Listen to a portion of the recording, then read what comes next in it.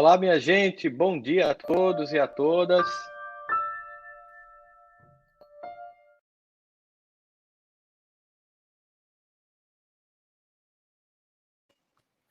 Olá, minha gente, bom dia a todos vocês, a todas vocês. É um prazer estarmos começando mais um programa aqui domingo de manhã.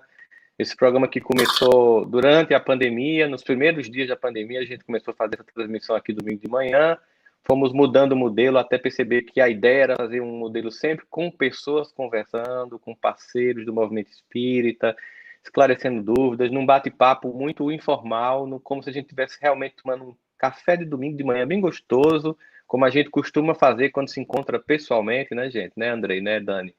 E a gente poder conversar sobre vários assuntos. Hoje nós vamos conversar sobre pontes e relações que tem e que não tem entre espiritismo e constelação familiares. Muitas pessoas se perguntam, se questionam.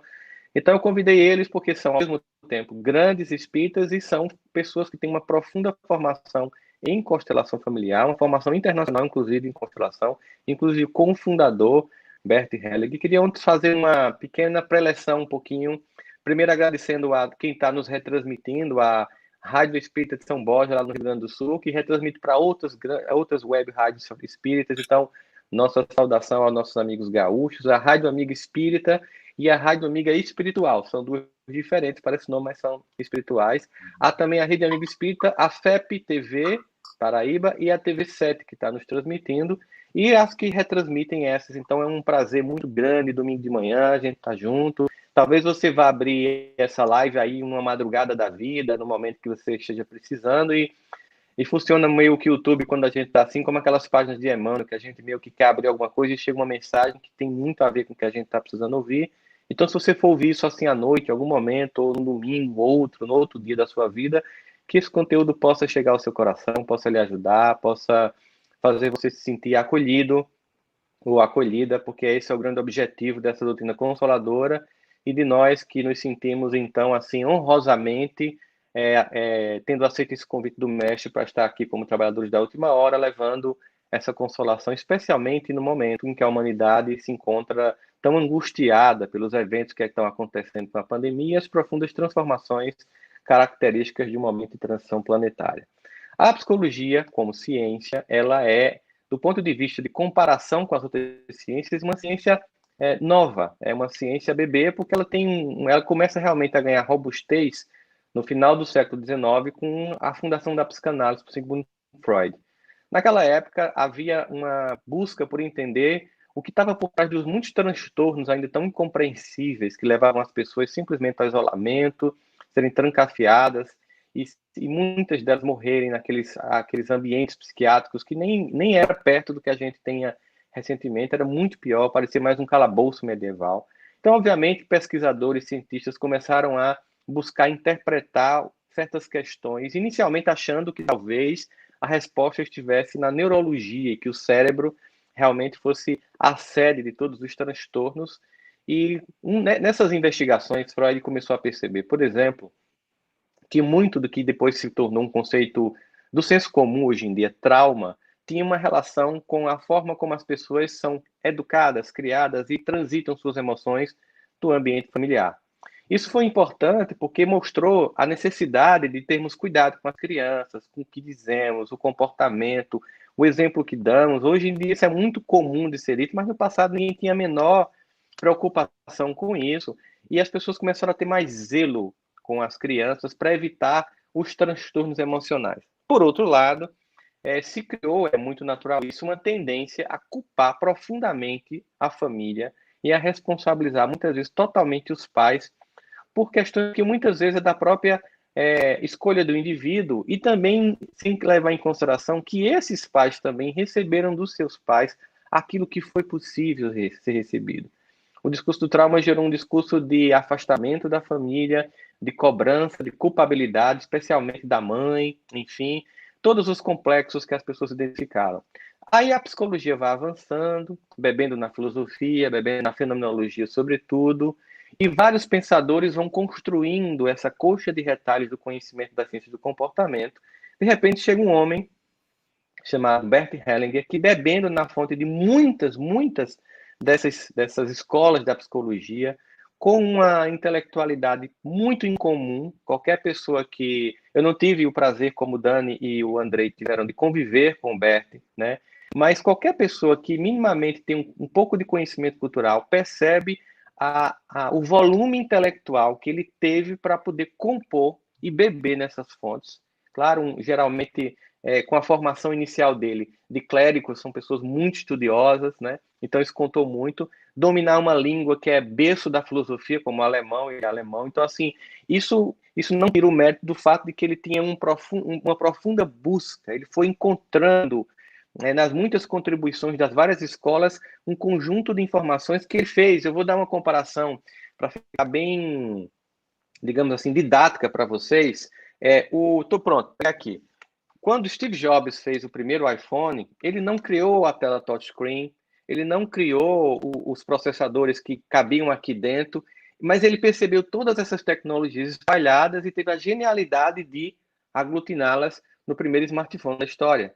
Ou seja, é um tipo de genialidade de perceber as coisas acontecendo e conectar. E isso exige um fôlego intelectual extremamente gigantesco. Você tem que conhecer todas essas coisas. Bert Helling bebeu em muitas fontes, inclusive na fonte espiritual, e conseguiu perceber certas leis que não estavam descritas, porque as ciências exatas eram as ciências que descreviam leis, como a lei da gravidade, a lei da atração dos corpos, todas as leis que a gente estudou no ensino médio de Isaac Newton, que eu não lembro, porque faz muito tempo que eu fiz vestibular, e eu não vou perder aqui meu tempo pensando muito sobre isso, mas é exatamente para a gente dar conta de que vamos hoje falar aqui da ponte que existe e as que não existem entre dois homens que fizeram um apanhado do conhecimento.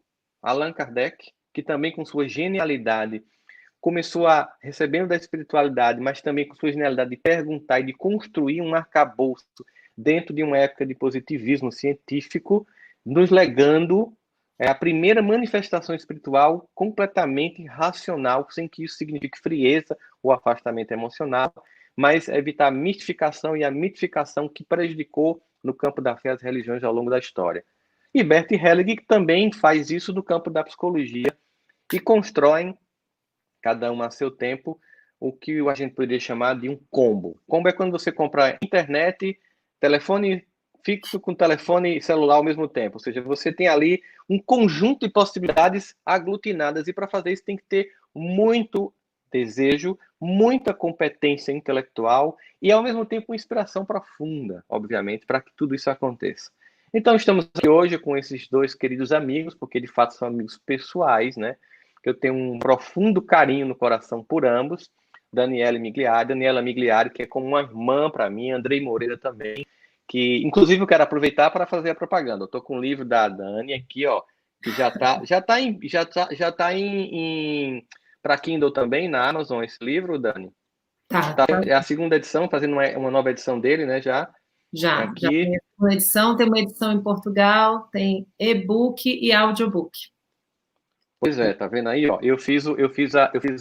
Foi o primeiro audiobook que eu fiz a apresentação, porque eu fiz a apresentação do livro, então fui lá gravar em Brasília, foi maravilhoso, longe pra caramba a gente foi lá. Estou aqui eu acho que são os dois últimos livros que eu achei aqui, tá, Andrei? Seu, que é Reflexões e Posturas que Trazem Paz, desse meu amigo querido aqui também. E tem também esse aqui, que, claro, já bebe muito na fonte das constelações, que é Reconciliação, livro lindo, fantástico, maravilhoso. A imagem aqui atrás fala muito desse livro. Andrei tem vários outros livros, tem inclusive livros de mensagens que Suzana lá está fazendo em Miami todo dia, fazendo uma leitura, caminhando e fazendo uma análise fantástica, tem feito isso. E daqui a pouco eu falo para vocês uma surpresa. Se eu esquecer, vocês me lembrem. Rápido, mostrei, ninguém viu, porque é uma surpresa que a gente tem hoje para falar para vocês aqui, do lançamento do novo livro, para que vocês possam conhecer. Bom, eu vou começar fazendo, gente, perguntas básicas que as pessoas costumam fazer sobre se constelação é ou não é. E uma vez que a gente tiver coberto essas perguntas básicas do que é constelação e o que ela tem ou não a ver com o espiritismo, a gente vai poder aprofundar com eles dois na constelação e naquilo que a contribuição fantástica que ela traz para a vida das pessoas, porque eles têm uma experiência muito profunda com o tema. Então vamos perguntar aquelas perguntas clássicas que qualquer pessoa faz. Constelação é uma prática mediúnica? À vontade, meninos e meninas. Então, não é uma prática mediúnica, Rossandra. Aliás, eu achei a sua introdução maravilhosa, viu? A respeito aí, né, do desenvolvimento. O Bert realmente fez um trabalho muito gigante. E embora a constelação não se utilize de mediunidade, o fenômeno da percepção de campo é algo realmente tão esplendoroso e tão impressionante que ele parece mediunidade. Então, realmente, é muito justo que as pessoas, ao verem, por exemplo, um workshop de constelação, achem que tenha mediunidade, embora não tenha. Porque num workshop, por exemplo, de constelação, nós utilizamos pessoas para representar os membros da família que se está sendo constelado, ou os elementos daquela constelação. E aquelas pessoas se colocam numa posição de neutralidade, de ausência de intenção, ausência de vontade, ausência de qualquer coisa, simplesmente como um espaço neutro que permite que ali o campo energético daquela pessoa, daquela realidade se manifeste. Mas esse campo, ele nos toma realmente com tanta naturalidade, com tanta impressionabilidade, que, de repente, você vê uma pessoa que não conhece nada da sua história fazer os mesmos trejeitos do seu pai, da sua mãe, se comportar com comportamentos físicos semelhantes a você, a ter sensações físicas semelhantes ao que você ou alguém da sua família sente, e você perceber a dinâmica familiar, muitas vezes sem a história ter sido contada. E quem vê esse fenômeno acha que tem um espírito ali contando para o constelador, ou que tem um espírito movendo aquele representante, e não tem. Esse é um fenômeno somente de campo. Que campo? É um campo magnético, um campo energético, um campo quântico, né? Um campo morfogenético. Esse é um campo de possibilidades.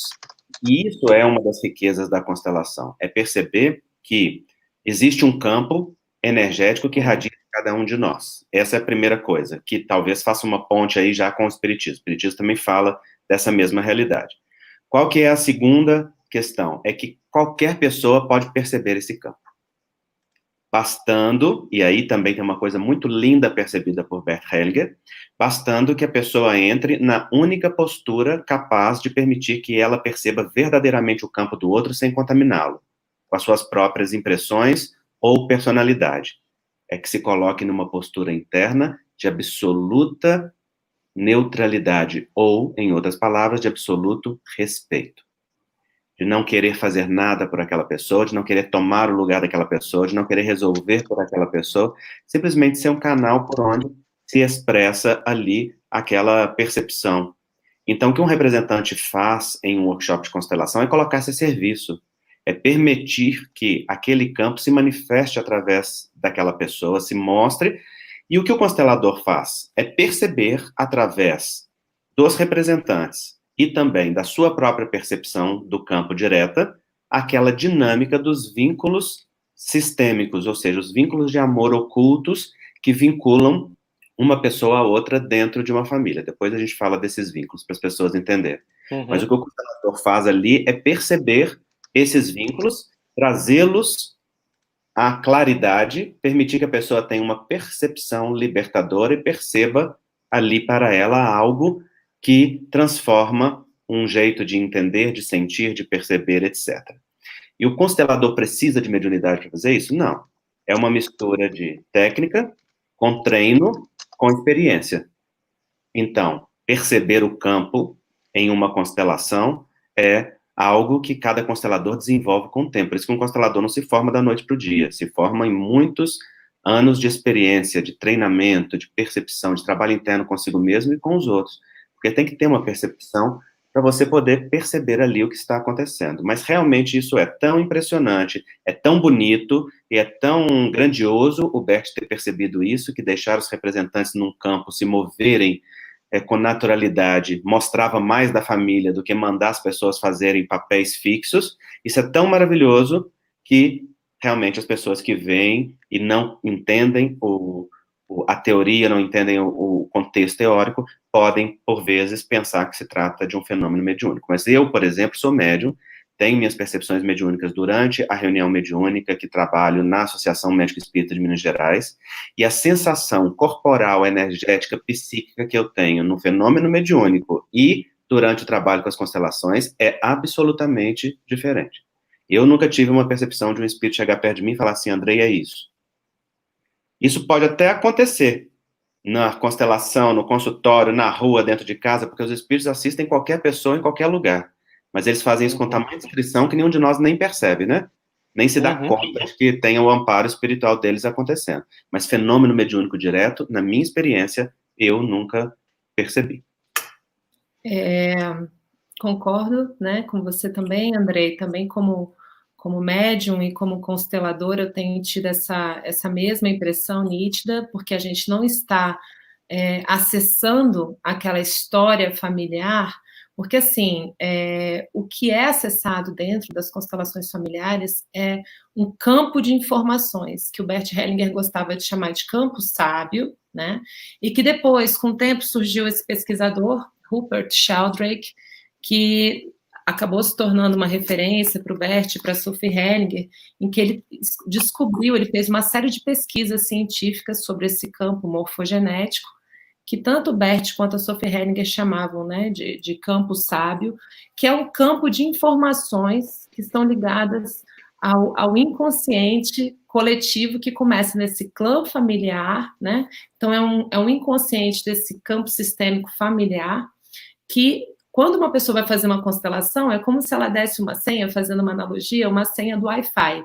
da família dela. Ela chega lá, com a postura dela, com a intenção dela, e a questão que ela coloca para o constelador, é como se ela estivesse entregando essa senha para todo mundo que está ali naquela sala. Então, quando chama uma pessoa para representar a mãe, o pai, que pode até já ter falecido, pode até já ter morrido. Então, por isso que algumas pessoas, como o Andrei falou, acabam confundindo, porque fica parecendo que é uma incorporação. Mas não é uma incorporação de um espírito, é um acesso a um campo de informações. E esse acesso a esse campo de informações, ele permite que, inclusive, a pessoa possa sentir sintomas físicos da pessoa de quem ela está representando, emoções, sentimentos. Então, realmente é algo que passeia de uma forma muito próxima, mas a sensação, e aí a gente tem essa riqueza, né, Andrei, por conta de nós dois termos tido essa prática mediúnica, é totalmente diferente. Agora, óbvio, né, tem pessoas que são médiums que podem estar numa constelação, que podem até ver, perceber alguma coisa, mas não passa por aí, não se dá por aí. É algo que, se uma pessoa não tem nenhuma percepção, se for um ateu, ele vai chegar lá, ele vai sentir as mesmas sensações da mesma forma. Então, não é um intercâmbio com os espíritos, né? Porque a mediunidade, ela parte do princípio que você está fazendo esse intercâmbio espiritual. No entanto, as funções anímicas, elas estão presentes em toda manifestação da nossa vida, e isso também pode se dar em campos aí da mente, desse acesso a esse campo morfogenético que expressa memórias dos nossos ancestrais e que trazem essa informação às constelações que, com esse olhar sem intenção, esse olhar de recolhimento e de humildade do constelador, de se retirar e simplesmente observar aquela dinâmica que está acontecendo, a gente consegue perceber onde está acontecendo uma desordem, digamos assim, algo que saiu da ordem e que está obstruindo que o amor flua dentro dessa ordem. Porque não basta ter amor, é preciso ter ordem. Ainda assim, é o amor que faz esse caminho voltar a fluir. Então, é muito bonito, é uma costura entre ordem e amor que passa por esse campo de informações, mas não necessariamente uma manifestação mediúnica, de forma alguma. Uma coisa que eu acho muito interessante, eu cheguei a fazer, eu cheguei a começar a formação, né? Andrei me indicou o Décio, que foi um dos primeiros a trazer para o Brasil, né? Se eu não me engano, Andrei, a constelação, ele conheceu. E aí eu comecei, fiz até um primeiro módulo lá em São Paulo, mas aí aconteceu aquela coisa toda de eu começar a viajar muito e nem mais atender no consultório, e ficou uma coisa em suspenso, mas eu senti, por exemplo, eu como alguém com formação em psicoterapia, como psicoterapeuta, como psicólogo, eu senti que a primeira dificuldade que talvez vocês não tenham sentido, justamente no caso, porque Andrei é médico, você é jornalista, então o que acontece? É quando a gente chega lá, a gente vem do universo na psicologia de analisar, e na constelação a gente não pode fazer isso. Então, eu tinha que fazer um trabalho de silenciar a mente que fica ali analítico o tempo inteiro para poder sentir. E aí eu disse assim, isso vai ser minha grande dificuldade, porque a minha sensação, a minha sensibilidade de sentir as coisas é muito baixa, né? Ia ser um treino, mas claro que eu ia fazer, porque realmente eu fiquei muito encantado. E eu sou muito crítico com relação a certas coisas, né? Tipo, chegar num canto assim, a pessoa fez assim, tô sentindo seu avô aqui perto. Aí eu, tá, manda detalhe, porque se for só com essa conversinha aí, não vai me convencer não, né? E quando eu via as constelações acontecendo na formação, eu olhava as pessoas lá fazendo o papel dos representantes e fazia, cara, isso só pode ser combinado, velho, não tem sentido isso, não tem... E eu comecei a conhecer pelos meus pacientes que falavam da constelação, né? E aí, quando ele me chamou para representar, foi quando eu senti, eu que não tenho mediunidade nenhuma, porque vocês dois têm uma mediunidade mesmo de ir para o centro, de se comunicar. Claro que eu tenho, mas não essa mais evidente. Então, quando eu cheguei para representar e senti que, ao mesmo tempo, eu continuava sendo eu, mas eu estava me movendo para uma energia que não era minha, e que eu estava, e eu nunca senti isso no centro espírita, por exemplo, eu já participei de reunião mediúnica só na vibração, nunca senti nenhuma coisa, nenhuma presença, nenhuma informação chegando, nenhuma confusão de papéis, não, porque eu estava ali na vibração. Mas lá, aí eu senti a diferença de campo, vocês sentiram porque vocês conseguem ver um e a outra. E eu, como não conseguia ver uma e sentir na outra, também senti que realmente é um campo que se abre. E aí, obviamente, a gente percebe que há um resgate, que parece uma desobsessão, porque a desobsessão seria, então, também um resgate, ou seja, você tem lá um drama, os dramas clássicos, me traiu, tomou tudo que eu tinha, me matou, né? Aqueles dramas humanos clássicos que estão se reverberando em outros planos de vida, e que naquele momento que a gente faz a reunião mediúnica tem como objetivo o apaziguamento e o perdão. Grande objetivo, especialmente para resgatar aquele que está desencarnado, né? Aí quando você vê a constelação e que você percebe também um resgate, aí mais uma vez dá uma sensação de que é a mesma coisa, né? Como se, por exemplo, o grande objetivo de um processo psicoterapêutico, sério, comprometido, não fosse um resgate. Quando você vai para uma terapia, mesmo uma terapia convencional, o grande objetivo final é que você resgate, ressignifique esses personagens que estão te provocando esse peso emocional todinho. Então, mais uma vez, uma coisa que parece ser uma coisa que é igual, e embora tenha, digamos assim, alcance o mesmo objetivo, não vai pelos mesmos caminhos. Acho que é uma coisa que a gente percebe muito isso. Aí é a pergunta também, outra clássica que as pessoas fazem. Envolve religiosidade ou religião, as constelações familiares? Esse nome, por exemplo, no Brasil, tem gente que tem, vamos dizer assim, pessoas que têm uma religião mais tradicionalista, o nome já dá uma constelação, pensa logo que tem a ver com astrologia. Então, assim, não sei como é que é dito em outros países, como é que é colocado, se são operações sistêmicas, eu não sei exatamente como é, mas por que as pessoas também confundem com religiosidade? É interessante isso que você está falando, Rossandra, até porque o nome original não é constelação familiar, né? Exato. O nome no alemão é Família Stellen, que é como se fosse uma representação familiar. Então, constelação é a forma como se traduziu, como se colocou, porque uma constelação é um arranjo, né, de estrelas dentro de um conjunto. Então, o termo constelação, ele se refere a esse arranjo familiar em que vários membros estão conectados através de um vínculo profundo de amor. O que a constelação trata é do vínculo profundo de amor que existe dentro dos nossos sistemas. Existe um profundo vínculo de amor entre todos os membros. Não é aquele amor romântico do eu gosto, do eu reconheço, do eu desenvolvi afeto. Esse amor é muito bonito, mas ele ainda é superficial. O amor que a constelação fala é um amor muito mais profundo, é um amor existencial. É um amor que existe porque nós existimos, ele está ligado ao fenômeno vida.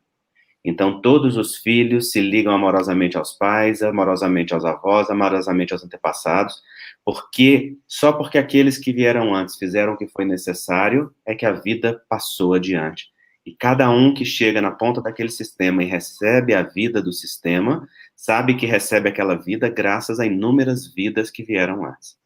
não importa como foram essas vidas, se bonitas, se feias, se certas, se erradas, se adequadas ou inadequadas, dali a vida passou adiante. Então, existem vínculos de amor que nos vinculam àqueles que vieram antes, mas esses vínculos podem nos emaranhar ou nos libertar, podem nos fazer ficar presos numa roda de repetição de destinos e situações familiares, ou nos impulsionar para frente como um fluxo de vida que nos leva para destinos livres, leves e mais amplos.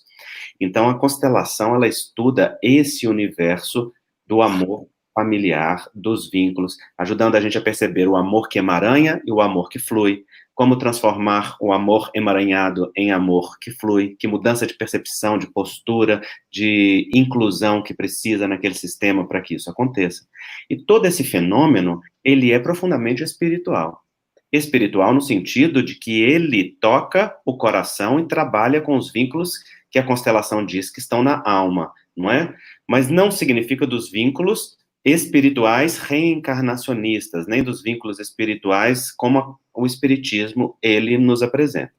Então, formalmente, a constelação não tem vínculo com nenhuma ideia religiosa, nem com o espiritismo, nem com nenhuma outra religião, porque não nasceu de um campo religioso, você falou muito bem, nasceu de uma profunda busca, síntese e genialidade de Bert Hellinger em fazer de várias fontes terapêuticas uma síntese dentro de uma nova proposta. Ele até se envolveu num caminho religioso, né? Ele foi padre no início da vida dele, ele fazia parte de uma ordem católica chamada Mariannhill, ele foi enviado para a África do Sul para trabalhar lá como padre, e foi lá que começou a transformação dele. E essa transformação começou no dia que, em um workshop de padres, um outro padre conduzindo, o padre fez para ele a seguinte pergunta: se vocês tiverem que escolher entre as pessoas e os valores, com que é que vocês ficam? E ele teve a íntima certeza de que ele, como padre, deveria responder com as pessoas, afinal de contas, um padre é um pastor que cuida de pessoas. Mas ele teve certeza que ele e os amigos ficavam com os valores. E aquilo tocou profundamente ele. Ele falou assim: o que nos leva a amar mais a moral do que o indivíduo? Amar mais as regras do que as pessoas? Amar mais os costumes ou a nossa ordem eclesiástica do que o indivíduo que a gente cuida? E ali começou um fenômeno de rompimento dele interno com a religião dogmática, com a religião mal, mas não com o caminho espiritual, porque a vida inteira ele vai experimentar Deus de uma forma muito profunda, mas destituída de qualquer vínculo com qualquer religiosidade. Aí ele vai estudar psicanálise, terapia primal, ele vai estudar as representações familiares com a Virginia Satir, ele vai estudar programação neurolinguística, ele vai estudar várias técnicas, a hipnose ericksoniana, e ele não só estuda, né? Ele estuda com aqueles que são hoje os referenciais teóricos dessas áreas.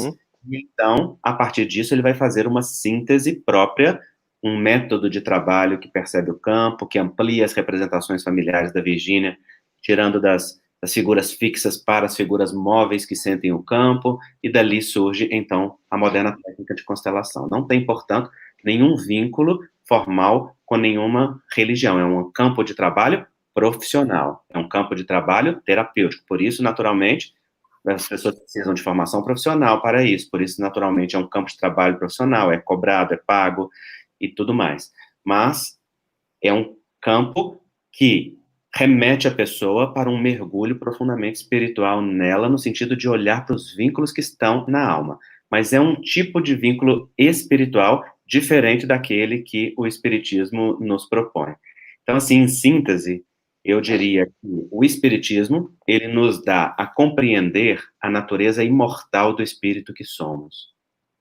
A constelação nos ajuda a enraizar na potência da família atual e do sistema atual. Reencarnação me faz entender como ser existencial. Constelação me ajuda a entender qual é a melhor proposta, potencialidade e força do programa reencarnatório no qual estou inserido agora, no aqui e no hoje. Essa família tem um sentido, essa família tem um propósito, essa família tem um movimento, e então tomar a força de estar nessa família, na ordem que eu pertenço a ela, tem toda uma riqueza, né? Depois a gente fala mais disso. Com certeza. Com certeza. Só complementando aqui, difícil complementar o Andrei, porque ele é tão completo, Mas eu Ele vou... resume muito bem, eu ele vou é falar muito bom da minha experiência, que essa palavra é Familienaufstellung. Aufstellung. Significa originalmente como uma configuração, né, familiar. Só que ao longo do tempo foi sendo traduzido como constelação familiar e isso ele tomou vida própria, Rossandro. A grande verdade é que esse nome realmente incomoda muita gente, porque fica parecendo uma coisa assim, né, mística, porque além desse esclarecimento que o Andrei fez, porque o Bert Hellinger foi padre por 25 anos, existe também uma visão, às vezes, preconceituosa das constelações como se fosse algo puramente místico, porque nem sempre é reproduzível, né? Aliás, nunca é, porque cada pessoa tem uma configuração muito específica e nenhuma constelação se parece com a outra. Então, a gente observa que, conforme o Bert foi colocando e observando esse campo sabe-manifestação, ele descobriu que existem padrões, mas não regras, aquelas regras fixas, aquilo que vai estar ali necessariamente se repetindo. Então, cada família é uma família, cada uma tem a sua história, e muitas vezes essa compreensão desse lado religioso, desse lado esotérico, desse lado místico, acabou, né, por empobrecer algo que não dá para a gente fechar. É uma informação que cada pessoa vem do seu universo familiar, né, e agora, como eu e o Andrei, a gente é espírita também, e ao longo do tempo a gente vai observando essa relação em como a nossa vida espiritual se configura quando vem aqui para a Terra, o Chico Xavier que diz que reencarnação não tem endereço errado. Então, se um espírito ele tem uma carreira evolutiva, ele tem uma caminhada evolutiva, ele precisa chegar naquela família exata, que vai justamente por conta da fricção ali das emoções, das dores, dos conflitos e dos desafios que aquela família vai oportunizar, que aquele espírito possa lidar com seus conteúdos primordiais, que ele precisa lidar. Então, eu fui percebendo também que o fato de eu ser espírita me auxiliou muito a estudar as constelações familiares, porque eu fui percebendo que eu não era vítima mesmo, porque eu tinha também essa visão espiritual. Eu não estou nascendo por acaso. Pelo contrário, a gente sabe de muitos estudos da codificação espírita que a misericórdia divina minimiza e muito o impacto que a gente recebe quando a gente reencarna. Então, a gente está reencarnando, a gente não está espiando por tudo, né? A gente está entrando em contato com os nossos conteúdos generosamente, que Deus coloca a gente misericordiosamente naquela família, filho daquela mãe e daquele pai. Então, essa foi uma das vantagens que eu senti, né, porque eu já tinha uma formação espírita bastante consolidada quando eu cheguei para ter o contato com as constelações familiares, também por esse motivo que o Andrei comentou, porque o Bert, ele desde os 5 anos de idade, ele tinha o sonho de ser padre.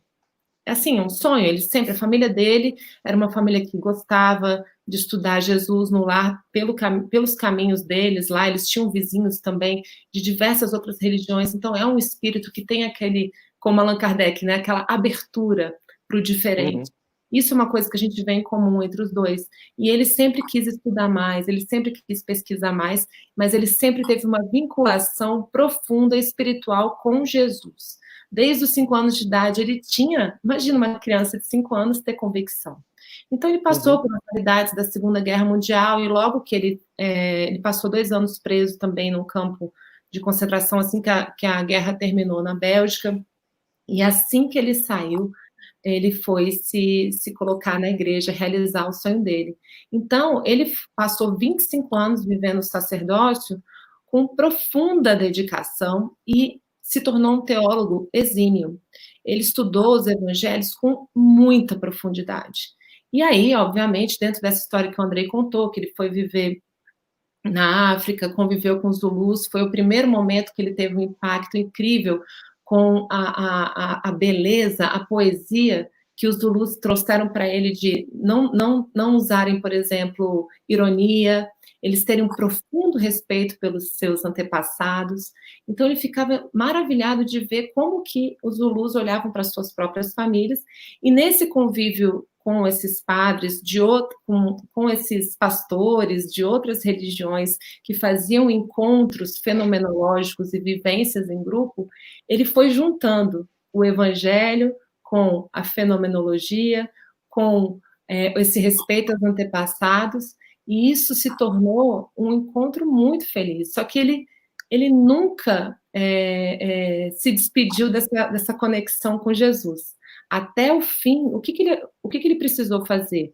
A gente percebe que ele foi se desconectando daqueles pesos dogmáticos, daqueles pesos da instituição enrijecida dos homens, que foi erigida sob o evangelho mais puro de Jesus, e ele foi chegando mesmo naquela visão de um Jesus que não aquele que vai me salvar e fazer por mim, mas aquele homem que fez uma caminhada humana, né, aqui na Terra, e que nos inspira, e que a gente pode olhá-lo como um irmão. E quando eu me deparei com isso nas constelações, eu fiquei maravilhada, porque eu vi o Espiritismo ali. Porque o Espiritismo coloca Jesus como irmão. Isso é muito difícil da gente aceitar, porque a gente fica com aquela sensação assim, nossa, mas não, eu, irmã de Jesus? Como assim, né? É algo porque a gente vem daqueles anos e anos e anos como nosso Salvador, né? A gente sabe que ele é o nosso farol, que ele é... O próprio Livro dos Espíritos diz que ele é o exemplo mais perfeito que passou pela Terra, porque ele está há muito tempo nessa caminhada. Mas o Bert, para ele sair do catolicismo e chegar à ousadia de ver Jesus como um par, que é algo que para a gente no Espiritismo já é um pouco mais palatável, né? Porque os Espíritos nos disseram isso. Então, assim, eu fui encontrando elementos muito próximos do Espiritismo, né? E o Bert, sem ser espírita, sem se referir a outras vidas, ele acabou chegando a conclusões muito próximas que estão no Espiritismo, e eu fiquei maravilhada de perceber essas conexões, né? E tem mais uma coisa, o Bert, quando chegou em 2000, ele conheceu a Sophie Hellinger, e mais ou menos no final dos anos 90, eles começaram a conviver, e em 2001 ela lançou a Hellinger Schule, lá em Bad Reichenhall, que é a cidade onde a gente faz a formação lá na Alemanha, e ela é uma médium. Ela é uma pessoa com faculdades mediúnicas muito fortes. Isso para ele, que era um padre, era algo assim, que chegou como um acréscimo na compreensão dele. Então, todo o estudo das constelações familiares tomou, né, quando eles dois se uniram e se tornaram marido e mulher e começaram a atuar em conjunto, houve uma ampliação da compreensão deste mundo espiritual por meio da chegada dela, que enriqueceu muito o processo como um todo. É uma coisa que eu estava percebendo quando vocês falavam, é justamente a importância central no processo evolutivo, desde as encarnações e especialmente, presentemente, da família, do núcleo familiar. Quando o Kardec pergunta por que a gente tem que passar pela infância, e os espíritos respondem porque nós somos mais suscetíveis a novas impressões que aqueles que têm o dever de educar, né, vão fornecer à criança, a gente percebe uma dificuldade que muita gente desenvolve ao longo do seu desenvolvimento espiritual, que é não compreender a importância do núcleo familiar, da família e dessas impressões atuais para o desenvolvimento espiritual. Acho que foi exatamente por isso, eu estava aqui, inclusive, enquanto vocês falavam, pesquisando, só para pegar o nome correto, porque é um psicólogo, professor de budismo, John Wilwold, que criou o termo spiritual bypassing, né? O bypassing espiritual, que é o desvio. O desvio, o bypass é um desvio. E aí é como se você tivesse um suposto desenvolvimento espiritual que leva muito mais a uma alienação. É quando você fica muito mais preocupado com os valores do que com as pessoas, né? Com a forma do que com o conteúdo. E a gente percebe, por exemplo, isso quando a pessoa não trabalha bem a sua dinâmica familiar, quando ela não aceita esse lugar, porque a gente percebe as pessoas se queixando, né? Olha que herança que eu recebi. Essa doença só podia ser de fulano, de cicrano. A gente percebe que nesse contexto há uma negação dessa família, inclusive, às vezes, uma leitura equivocada quando se traduz a família espiritual da família consanguínea. Eu já vi muito espírita fazer assim, tá vendo? É porque assim, essa não é minha família real. Minha família espiritual vou encontrar aí fora. Ela se desculpa, ela se exime, o que acontece? Ela é capaz de construir um volume de conhecimento espiritual gigantesco com uma prática pobre, tão absurda, que ela faz esse bypass, ela faz esse desvio que, de fato, faz com que ela não cresça emocionalmente, espiritualmente. E há um acréscimo de conhecimento, que hoje é muito fácil, porque nunca se produziu tanto conhecimento espiritual no mundo, mas a gente vê uma criança, no sentido psicológico do termo, não acolhida, uma criança que não reconhece a ordem da família, não reconhece o seu lugar, não reverencia e agradece e tem gratidão pelo que foi possível. Como é que vocês veem isso? Nossa, é fantástico o que você está falando, Rossandro. Eu acho o seguinte, sem que a gente enraize na força do nosso sistema, a gente não tem um verdadeiro desenvolvimento. Né? E a gente vê muito isso dentro dos movimentos espiritualistas, né? Pessoas com uma espiritualidade profundamente desenraizada. Isso significa buscando fora aquilo que precisa ser encontrado dentro. Por exemplo, com o comportamento de criança ferida, que mantém uma profunda crítica aos pais e que vai adorar todos aqueles que têm aquilo que o papai e a mamãe não têm. Aí coloca o médium no lugar do referencial, às vezes até transformando o médium em pai ou em mãe, coloca o palestrante no lugar daquele referencial, coloca o dirigente da casa espírita, com uma carga de expectativa, inclusive, semelhante àquela que se projetou no pai e na mãe, e vai esperar que aquelas figuras representem para si o pai ou a mãe. Não tem movimento de desenvolvimento verdadeiro de espiritualidade sem reconciliação com pai e mãe. Sem nós enraizarmos e tomarmos a força e a grandeza do sistema ao qual nós pertencemos, né? O Dias da Cruz um dia me disse algo que a mim me tocou muito profundamente. Ele disse assim: os pais são um terreno que nos apresentam a Deus o território. O terreno é parte do território, está inserido no território. Eu fiquei muito tocado com essa fala. Porque o terreno é o lugar do território que você habita, em que você ocupa o seu lugar naquele território, né? Os pais são as representações de Deus na Terra para nós, porque são a representação de vida. É através deles que a oportunidade da reencarnação se dá, é através deles que a força da vida se dá. E os pais são os pais certos para nós, estão ali como pais porque são os pais adequados para nós, que têm a condição de nos dar aquilo que nós precisamos ou de não nos dar aquilo que nós precisamos, porque talvez o que a gente precisa é passar pela luta mesmo da própria conquista, é de passar pela dificuldade dentro dos processos reeducativos que a gente necessita. Então, os pais são portais de vida que compete-nos reverenciar em profundidade. E sem que esse movimento seja feito, nós não tomamos a força da vida na sua plenitude. Porque quanto mais nós mergulhamos na grandeza da força do nosso sistema, mais espiritual nós nos tornamos, mais fortes para a vida, não é? E aí nós vamos encontrando um caminho que é de estrutura. Então, qual que é uma repercussão frequente que eu vejo disso que você está falando, Rossandro? Nós vivemos o conflito entre importância pessoal e poder pessoal. Poder pessoal só vem da conexão com seu lugar na ordem familiar e no seu sistema familiar. Poder pessoal é ser continuidade dos seus pais, é ser aquela grandeza única das duas metades que em você se faz unidade e de forma singular, que ninguém no mundo tem igual. Em todas as outras áreas da vida você pode ser substituído.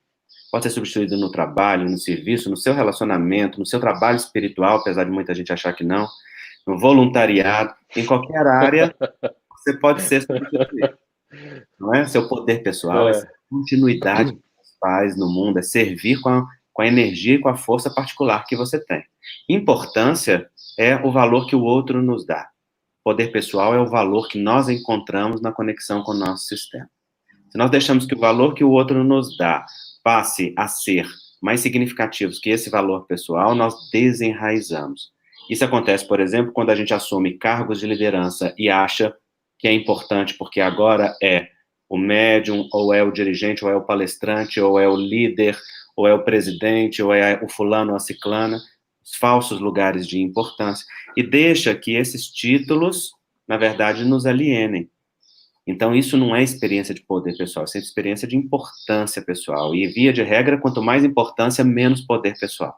Uhum. Quanto mais poder pessoal, menos importância e menos necessidade de importância. Porque aquele que está verdadeiramente conectado no seu poder é humilde, reconhece o seu lugar. Né? Por exemplo, a humildade de Uhum. ser pequeno diante dos pais. E reconhecer, aqui eu sou pequeno, aqui eu não resolvo nada. Eu não sou maior que os meus pais, eu não sou pai deles. Eu não educo, eu não mudo, eu não transformo, eu não resolvo as coisas deles. Eu sou filho, e como filho, eu sou reconhecido e sou grato. E na gratidão, eu faço com carinho aquilo que seja possível. E aí, uma das coisas que você citou no início, só para encerrar, que fala dessa confusão, é que às vezes as pessoas dizem assim: ah, mas o filho pode ser mais evoluído que os pais.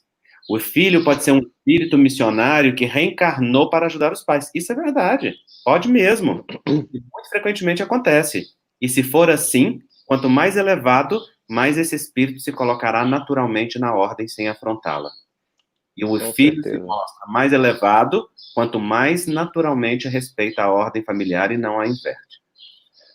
Dani, antes de passar para tu, porque Andrei falou de uma coisa que eu acho tão importante aqui que a gente ressaltar e queria que você comentasse, Dani, importância e força pessoal. A sociedade que a gente vive, ela valoriza a importância. Quantos seguidores, quantas curtidas, quantas pessoas te acham massa, quantos carros você tem, onde você mora, qual é o seu sucesso, tal. E a gente vê muito, e aí eu vou falar agora bem no campo da constelação, observando mesmo assim, como pessoas que alcançam muita importância, mas não levam raiz e desrespeitam a ordem, elas se destroem. E eu falo aqui das muitas celebridades que se tornam importantes, olham para os pais como menores, agora eu vou, né? Aí, tipo assim, acha que não, vou comprar uma casa no condomínio para minha mãe, olha só, paguei a conta toda, você agora mora no condomínio, eu comprei um apartamento para meu pai, olha como eu sou fantástico, olha como eu sou muito massa. E aí, quando ele faz isso, há um desrespeito da ordem, ou quando, por exemplo, a pessoa vem com o discurso do trauma, porque eu fui abusado dessa pessoa, ela foi uma pessoa muito ruim para mim, me maltratou, agora eu fiz sucesso, olha aí, quantas pessoas eu atendi no consultório, eu vou mostrar pro meu pai que eu vou vencer, sabe? E quando vencia, era vazio. Era uma sensação de uma vitória completamente sem sabor. E na sequência, até para você voltar à ordem, que é uma coisa que Freud ele não tinha acesso a esse conceito da constelação familiar, que é aquele caso dele, o homem arruinado pelo sucesso. Porque talvez ele tivesse, né, que é o que numa leitura de constelação você entende, o indivíduo ele fez um sucesso achando que ia mostrar e que ia mudar a ordem, e aí, obviamente, por um processo de retorno da ordem, que é uma lei que você vai ter que voltar, você se sabota para cair e voltar para o ponto que você tem que ficar lá, como menor, diante de papai e de mamãe. Vocês percebem isso muito no mundo hoje? Rossandro, você está falando de uma coisa fundamental, porque assim, leva um tempo para a gente aterrar, como o Andrei colocou.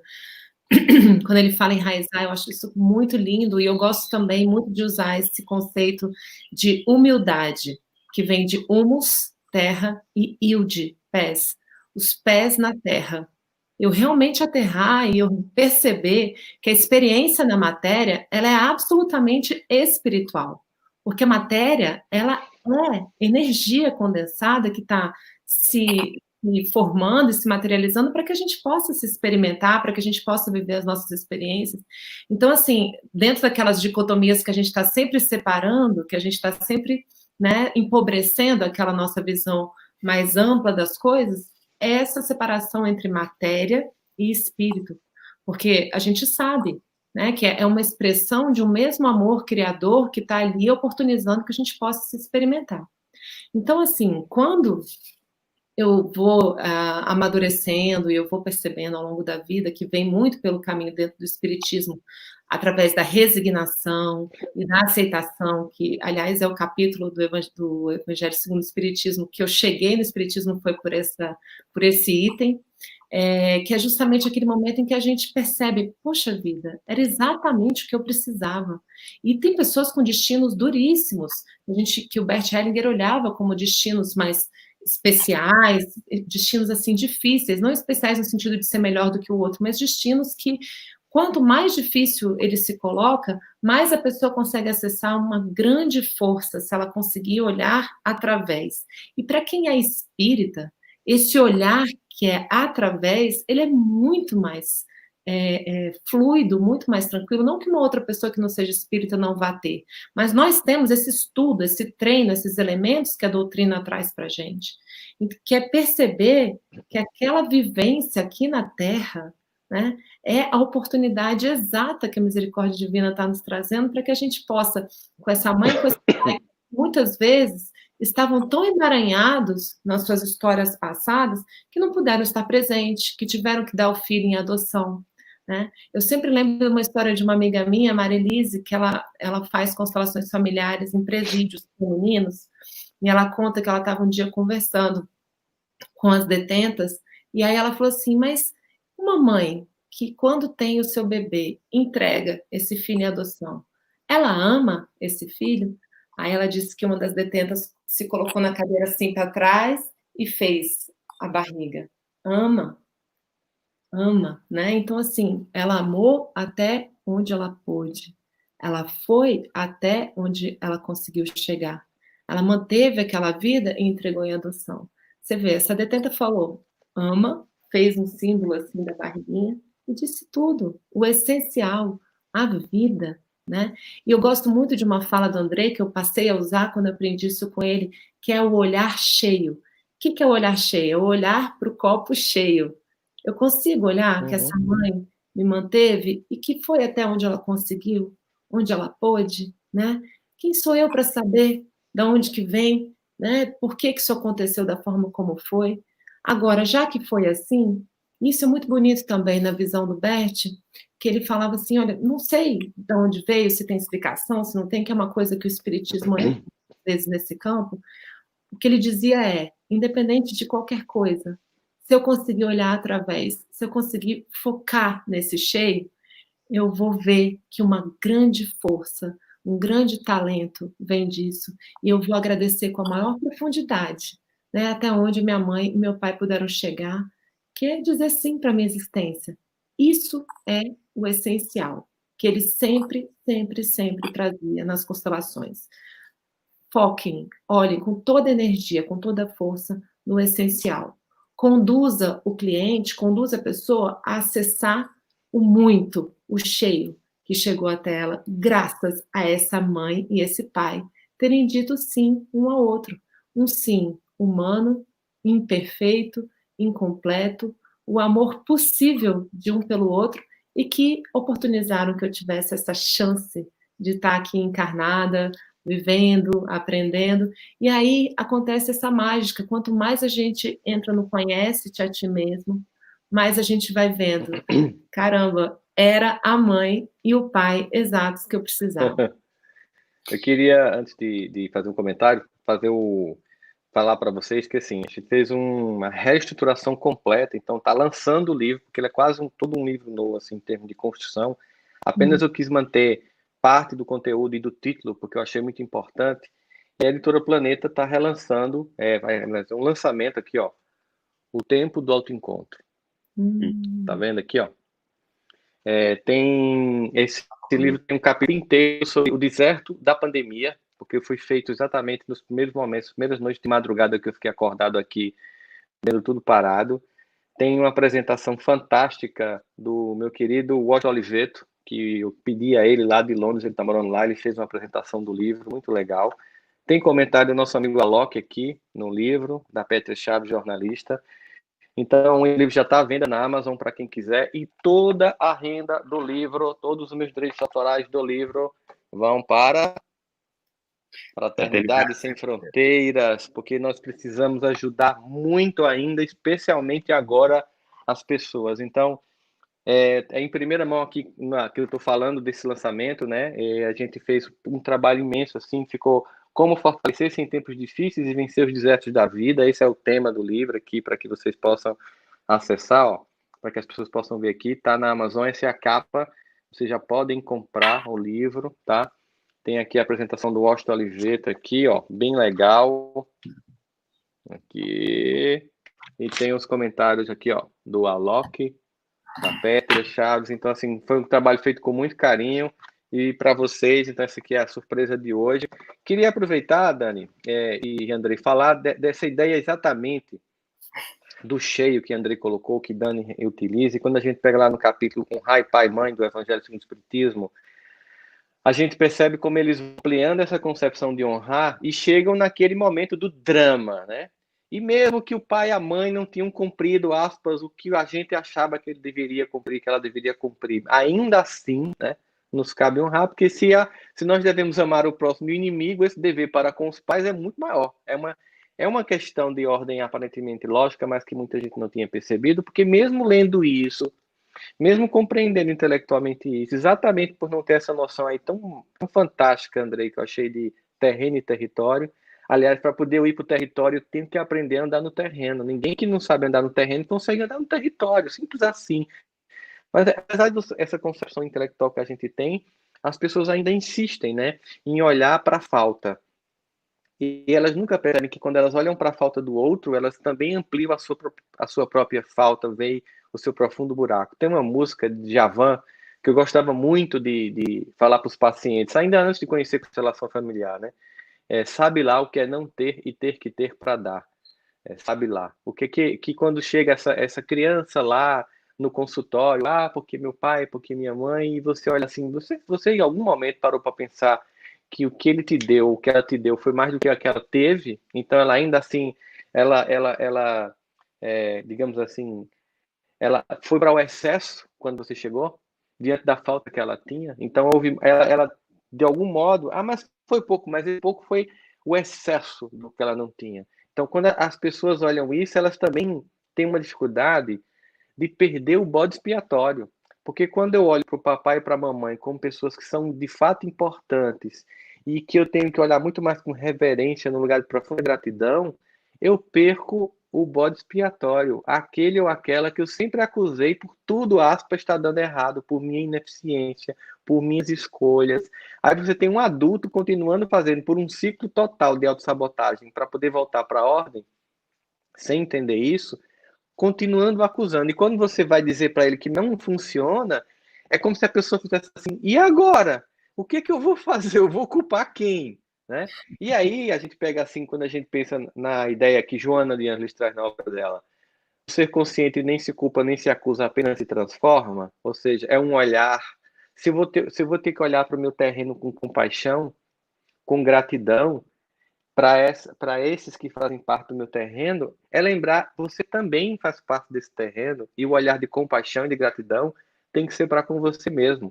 Porque aí você também tem um outro problema hoje em dia, que é esses pais cheios de culpas que estão criando crianças completamente fora da ordem, né? Porque se olham como pessoas ineficientes. E aí vem uma geração que faz um movimento contrário. Então você vem a geração da falta, na percepção desses que chegam no consultório, que meu pai, que minha mãe me traumatizaram, e meus filhos não vão passar por isso. E aí faz um movimento completamente oposto e cria uma geração de déspotas completamente perdidos e, sem sombra de dúvidas, uma das variáveis significativas que mostram como essas pessoas são fragilizadas, porque os pais não se tornam referentes, eles mesmos saem da ordem, e é uma das muitas variáveis que está no jogo da explicação da deterioração psíquica profunda de uma geração que se tornou a mais suicida da história humana. Joguei a bola para vocês. Isso. Dani, quer falar primeiro? Vai lá, Andrei, já falei bastante. Isso é maravilhoso, Rossandro, o que você está dizendo, porque as nossas crianças feridas, elas ficam ativas, né, no adulto que nós somos. É um dos moradores de dentro de nós, né? Rubem Alves diz que nós não somos um só, nós somos um albergue. E cada hora um bota a cara na janela.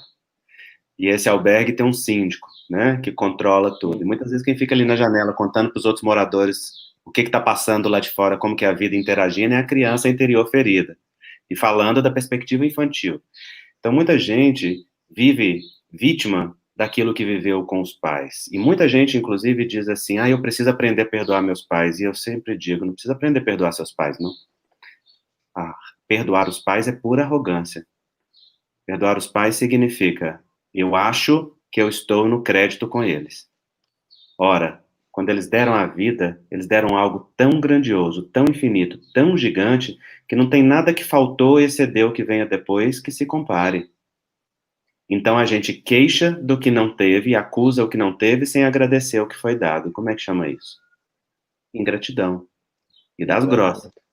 Então nós não precisamos de perdão, nós precisamos de reconciliação.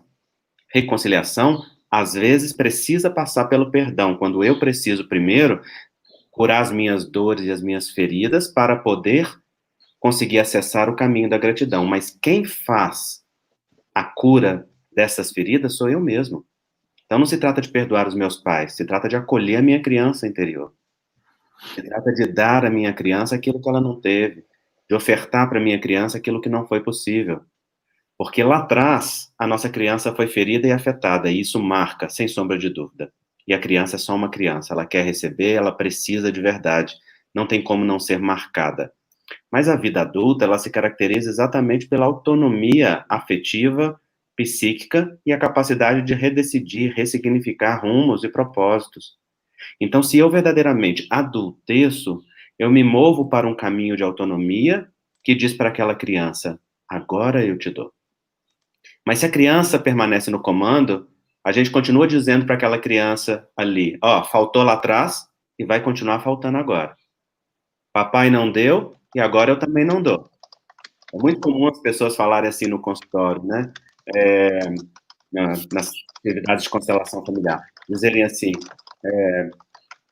eu não tive meu pai ou eu não tive a minha mãe durante a infância. Agora ele até tenta se reaproximar, mas eu não quero. Agora ele não é alguém importante para mim. Eu não deixei. Ou então, não, agora já não faz mais sentido. Isso aí é a mesma coisa da pessoa dizer assim, a minha criança interior não teve, agora ela chora a dor de não ter, mesmo que seja uma dor oculta, velada, e ela pede, olha, agora o papai está disponível, mas o adulto diz para ela, não, mas ele não estava lá atrás. Não, mas agora ele pode, não, mas ele não pôde antes. Não, mas agora ele quer, não, mas agora não merece. Então lá atrás faltou, e foi o papai e a mamãe que não deram àquela criança. Hoje sou eu que não dou. Hoje sou eu que nego a ela aquilo que ela precisa. A maturidade da vida adulta olha para aquela criança e diz assim, ok, vamos lá. Faltou papai, faltou mamãe, agora eu te dou papai, agora eu te dou mamãe. E começo por ser o meu próprio pai e a minha própria mãe. No meu direito de ressignificar a vida e de me dar. Faltou palavra de incentivo, eu me dou. Faltou carinho, eu me dou. Faltou afeto, eu me dou. Faltou amor, eu mesmo me dou. E assim eu fecho essa ferida e posso conectar-me aos meus pais com o amor que é possível, né? Como a Dani disse tão lindamente, um amor humano, imperfeito, incompleto, comum. E aceitar os pais comuns e imperfeitos que nós temos é aceitar também a nossa própria imperfeição. Isso é um ato de enraizamento profundo. Acolher a imperfeição que há dentro do próprio sistema nos leva a olhar com compaixão para o mundo, nos leva a olhar com compaixão para a imperfeição do outro, né? Dani fala tão lindamente disso, Dani, fala para nós. Essa é a minha área de devoção, né? Porque eu gosto muito de olhar, as pessoas assim me estranhavam e me excluíam porque eu quis abraçar a sombra, né? Eu abraço a sombra. E aí aqui embaixo eu tenho um subtítulo dizendo Encontros que acolhem e iluminam a infância espiritual. A infância espiritual, Andrei e Rossandro, eu encontrei uma série de citações na codificação espírita dos espíritos, né? E o próprio Allan Kardec utilizando em vários momentos a expressão de falar assim, ok, aquele espírito ainda infantilizado. Joana de Ângeles também utiliza muito isso, o Rossandro está sempre se referindo a isso nas suas palestras, de falar aquela nossa parte que ainda está encaminhada, ainda está em movimento. E o Bert Hellinger fala uma coisa muito interessante, somente o imperfeito evolui. Nós estamos aqui, gente, graças a Deus, porque nós somos imperfeitos e estamos caminhando. Se a gente tivesse perfeito, ele fala que o que está perfeito está morto, acabou, encerrou o seu ciclo. Então, assim, a primeira coisa é a gente abraçar os processos, abraçar os nossos aindas, e quando a gente entra em contato com a sombra, o que é a sombra? Aquilo que a gente vive excluindo na gente mesmo, que a gente sente culpa, quando a gente fala, não, eu não quero olhar para esse meu lado, que tem inveja, que tem, enfim, prepotência, todos essas sombras, elas falam lá no fundo de uma dor infantil. Essa criança ferida que está pulsando e que tem uma necessidade real e não atendida e que, em geral, a gente quer ignorar, a gente quer calar, a gente quer fingir que não está ali. E o que acontece? Que Jung também observou, Bert Hellinger observou, quanto mais eu calo, quanto mais eu amordaço, quanto mais eu ignoro uma sombra, mais ela se avoluma, mais ela cresce. E isso dentro do espiritismo a gente observa como a auto-obsessão, porque a obsessão ela só começa quando eu abro a porta da minha festa, né? E eu sou anfitriã da festa e eu convido. Toda a obsessão começa numa auto-obsessão por lei de afinidade, sintonia. Então, assim, nós vemos essas possibilidades dessa aventura evolutiva quando a gente olha para esse excluído em nós. E aí, Rossandra, é isso que você falou. Quando você consegue olhar para si mesmo com essa autocompaixão, com esse carinho, o copo fica cheio, tão cheio, Andrei, tão cheio que ele transborda, e eu consigo transportar esse olhar para entender a infância espiritual, a sombra do outro. Aquilo que a gente atribui como maldade obstinada não é nada mais, nada menos do que um amor em movimento, o ainda em construção. Algo que está se educando na experiência da matéria, né? Com essa bênção que esses dois guardiões nos concederam ao dizer sim um para o outro, mesmo que seja uma noite apenas, até naquelas situações, gente, delicadíssimas de estupro. A gente vê dentro do próprio espiritismo quanto é espinhoso isso, mas o quanto a gente vê um exemplo após o outro de pessoas que foram filhas do estupro e que tiveram histórias de reconciliação espiritual incríveis, né? Não é julgar quem se sentiu mal ou quem precisou passar por um aborto, o que for, eu não vou entrar nessa seara, mas simplesmente dizer que aqueles que disseram sim, muitas vezes encontraram reconciliações incríveis do lado de lá da travessia, né? Então, assim, eu vejo realmente essa interseção como algo muito, muito rico. Dani, você tocou num ponto muito importante. Eu acho que esse é um ponto que às vezes as pessoas usam para ficar fazendo poréns ou sem nãos nesse discurso, né, do tomar o amor de pai e mãe, quando houve agressão na infância, abuso, quando houve situações como essa. Claro que muitas vezes para tomar o amor de pai e mãe, às vezes a gente tem que limpar feridas grandes. É como se você tivesse que joelhar o joio, retirar o joio, né, que nasceu ali naquele terreno para que a semente da gratidão pudesse, e às vezes muito antes de você conseguir chegar para a gratidão, por exemplo, precisa resolver realmente um núcleo de abuso, ou ressignificar uma experiência de violência, e isso é absolutamente justo e necessário, né, isso é parte do cuidado com a nossa criança interior e é sempre possível.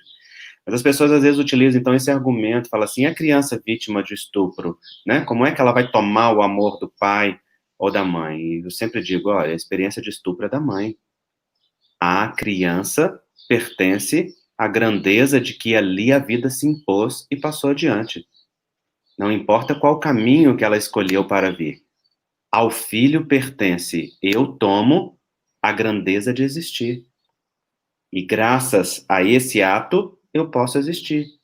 Claro que eu gostaria, na minha imagem idealizada, de que fosse um amor romântico de Hollywood, papai e mamãe, um casamento perfeito, mas às vezes os caminhos, inclusive espirituais da vida, levam a meandros muito complicados.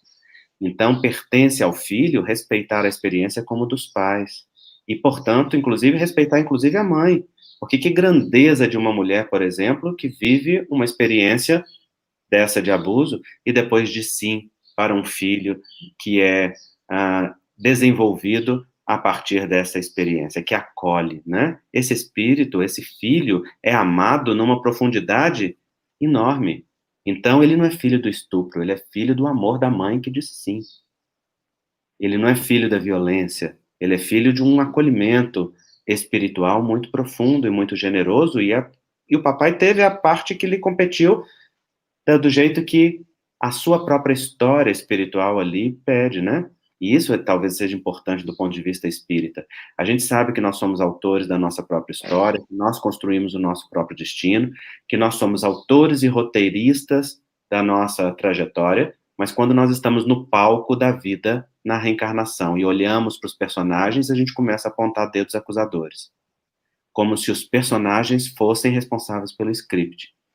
Ora, cada um de nós atrai, né, aqueles que estão na sua sintonia, na sua necessidade. Às vezes o que a gente precisa é de, às vezes, experiências difíceis durante um tempo da vida que nos sedimente a força. Às vezes o que a gente solicita é a não facilidade, é o ter que conquistar por si mesmo, é a experiência da ausência afetiva que consolide em nós algum aprendizado importante, e eles são muitos, né? Não é um aprendizado só padrão. Entender isso e acolher isso é dizer sim à vida, né? E dizer sim a essa história, dizer sim aos pais é dizer sim à existência. Acho importante você falar isso, Andrei, porque muitas vezes as pessoas interpretam equivocadamente a proposta de integrar e trazer o pai e a mãe e a força desse pai e dessa mãe como se fosse desculpá-lo dos equívocos e não assumir que isso provocou uma dor, né? É como se você tivesse que fazer um perdão instantâneo, sem questionar o que aconteceu, e não é isso que acontece. Eu acho que já acontece história, muita gente sabe, porque assim, quando eu conheci Janine, que eu pedi ela em casamento, ela não aceitou, porque eu tinha muita mágoa do meu pai, né? E a gente nem conhecia constelação, e ela terminou dentro. Claro que a gente sabe que aí tem uma atuação espiritual para que isso aconteça. De eu ir atrás do meu pai para entender quem era ele, não a versão do ex-esposo da minha mãe. Porque muitas vezes a gente está magoado com a percepção que um ou outro tem, né, desse cônjuge que faltou, ou que imaginou que a relação ali mais simétrica, e aí você pode fazer essas cobranças. E aí, quando eu fui em busca desse homem, né, que era o meu pai, enfim, que era a figura, e que eu vi as semelhanças profundas que eu guardava com ele, aquilo foi me dando um processo de força que eu não conhecia até então. Havia uma sensação de buscar mais importância do que de buscar força na essência.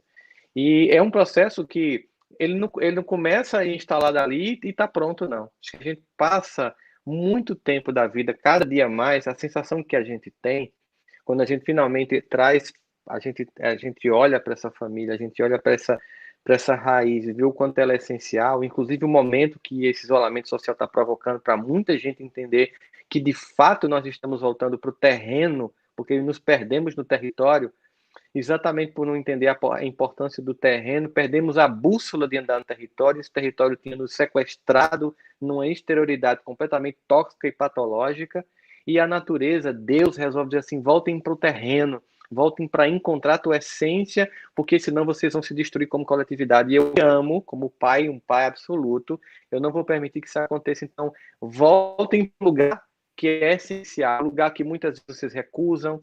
Eu até fiz uma palestra uma vez aqui em Campina Grande chamando de obsessão espírita. O pessoal, como é que tu vai falar? Que tema é esse? Que é as pessoas que vivem no centro espírita para fugir de casa. Que está no ensopão, que está em mediúnica, que você vê toda noite está no centro espírita e não está cuidando da família, cuidando do seu lugar, do seu terreno. Esse mundo exteriorizado profundo que estava nos desconectando do nosso terreno estava gerando um desenraizamento e a árvore toda estava tombando. Toda tombando. Não somente as árvores da natureza, porque justamente sem terreno a gente derruba até a natureza e não entende como ela fazendo parte do nosso território afetivo. E a gente começa a sentir então, o preço disso, volta para esse lugar. E claro, tem muita gente angustiada, porque nunca olhou para esse terreno, porque nunca olhou para esse lugar, porque nunca buscou a força ali. A força estava na importância, lá fora, externa. E quando isso tudo perde referência, começa a ter um centramento daquilo que é essencial. Eu queria que a gente agora, uma passagem final para vocês, justamente para analisar esse momento de isolamento social da pandemia, como um chamamento, eu tenho até dito que não é um convite, porque convite a gente pode recusar, é uma intimação da vida para voltar para o terreno e voltar para aquela constelação essencial que nos fortalece. Rossandro, quando você falou, né, que as pessoas às vezes têm um pensamento mágico a respeito de constelação, que você vai constelar e aquilo magicamente, né, todos nós buscamos a panaceia, né? Todos nós buscamos as soluções imediatas. E, na verdade, é uma porta que se abre para que a gente possa ir passo a passo, encontrando o novo. Aquilo vai, e eu dou mais um passo. E quando eu dou um passo em direção à terra, ou seja, a me humildificar, me colocar no meu lugar, dizendo, eu só quero o que é meu. Eu só quero o meu lugar, né? Que eu nasci dessa mãe e desse pai. A força que tem isso é tão incrível porque é a força do novo. Enquanto você está tentando se atribuir essa alta importância que o Andrei estava dizendo, que é diferente do poder de ser quem eu sou, esse novo, eu estou virada para trás. Eu estou olhando, o Bert dizia que existem fundamentalmente dois movimentos essenciais.